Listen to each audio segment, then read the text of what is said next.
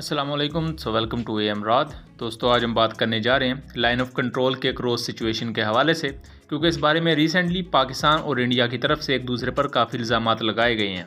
पाकिस्तान का वर्जन क्या है, पाकिस्तान का मौक़िफ़ क्या है और इंडिया का इस बारे में मौक़िफ़ क्या है, इस पर बात करते हैं। क्योंकि इंडियन साइड पर एटलीस्ट 1 से 2 सोल्जर्स मारे गए हैं, जबकि 4 के करीब सोल्जर्स मुख्तलिफ 2-3 वाक़यात में ज़ख्मी हुए हैं और इसका इल्ज़ाम इंडिया पाकिस्तान पर लगाता है। पाकिस्तान कहता है कि ऐसा नहीं हुआ, बल्कि ये कश्मीर के अंदर मौजूद जो मुख्तलिफ फाइटर मूवमेंट्स हैं, ये उन्होंने हमला किया है इंडियन आर्मी पर और इंडियन आर्मी उसका इल्ज़ाम पाकिस्तान पर लगा रही है। तो इसके डिफरेंट वाक़यात डिफरेंट इंडियन साइड्स ने और पाकिस्तानी साइड्स ने रिपोर्ट की हैं, जो कि बहुत ज़्यादा दिलचस्प हैं। और ये तमाम वाक़यात रिपोर्ट होते हैं 16 से 18 अक्टूबर के दरमियान।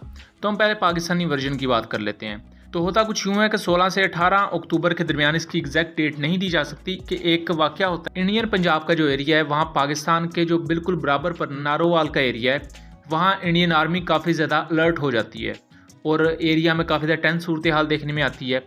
उसके बारे में इंडियन आर्मी ये कहती है कि पाकिस्तान आर्मी की तरफ से हम पर कोई फायरिंग की गई है। पाकिस्तान और इंडिया की जो वर्किंग बाउंड्री है, वहाँ कोई इश्तियाल अंगेज़ किस्म का पाकिस्तान ने काम किया, जिसके बाद इंडियन आर्मी अलर्ट पर आ गई। लेकिन पाकिस्तान इसके बारे में क्लेम ये करता है कि Indian army Pakistan arm forces की वजह से अलर्ट में नहीं आई, बल्कि हुआ कुछ यूँ था कि नारोवाल का जो एरिया है, जो कि पाकिस्तान इंडिया बॉर्डर के बिल्कुल नज़दीक लगता है, वहाँ बॉर्डर से तकरीबन 4 किलोमीटर दूर कोई शादी की तकरीब थी पाकिस्तान में, वेडिंग सेरेमनी थी। और उसमें आपको पता है कि हवाई फायरिंग वगैरह की जाती है। इंडिया, पाकिस्तान और अरब कंट्रीज़ में ये आम चीज़ होती है, खुशी के मौका पर हवाई फायरिंग वगैरह करना। तो इस हवाई फायरिंग की वजह से इंडियन आर्मी को ये लगा कि कोई इनके खिलाफ कोई ऑपरेशन होने वाला है। इस वजह से वहाँ एक पैनिक फैल गया और उस पर वहाँ के मीडिया में बहुत ज़्यादा बातें हुई और फ़ौज अलर्ट हो गई। लेकिन पाकिस्तान ये क्लेम करता है कि ये तमाम जो स्टोरी बनाई गई कि पाकिस्तान ने कोई उन पर हमला करने की कोशिश की या तमाम हुआ, ये मनगढ़ंत थी।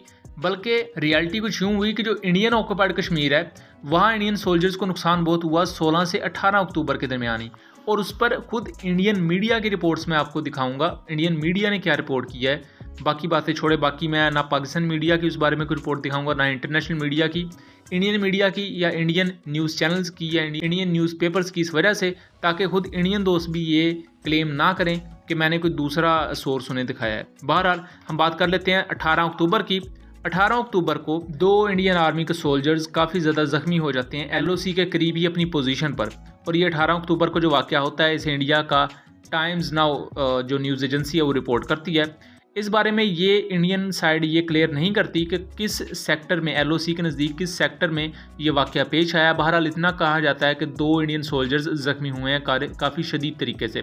इसका इल्ज़ाम पाकिस्तान पर लगाया जाता है, लेकिन पाकिस्तान कहता है कि LOC पर किसी किस्म की कोई फायरिंग नहीं हुई, बल्कि ये कश्मीर में मौजूद जो फाइटर मूवमेंट्स हैं, उन्होंने इंडियन सोल्जर्स को नुकसान पहुँचाया है। उसके बाद जो अगला वाक़या रिपोर्ट किया जाता है, वो हिंदुस्तान टाइम्स रिपोर्ट करता है। हिंदुस्तान टाइम ये रिपोर्ट करता है कि एक इंडियन आर्मी सोल्जर की डेड बॉडी मिली पूंछ सेक्टर में। अब पूंछ भी आपको पता है कि बिल्कुल LOC के नज़दीक ही मौजूद है और लाइन ऑफ कंट्रोल के मौजूद ये जो एरिया था पूंछ, यहाँ जो इंडियन आर्मी के सोल्जर की डेड बॉडी मिली, उसका नाम था रधाम शर्मा।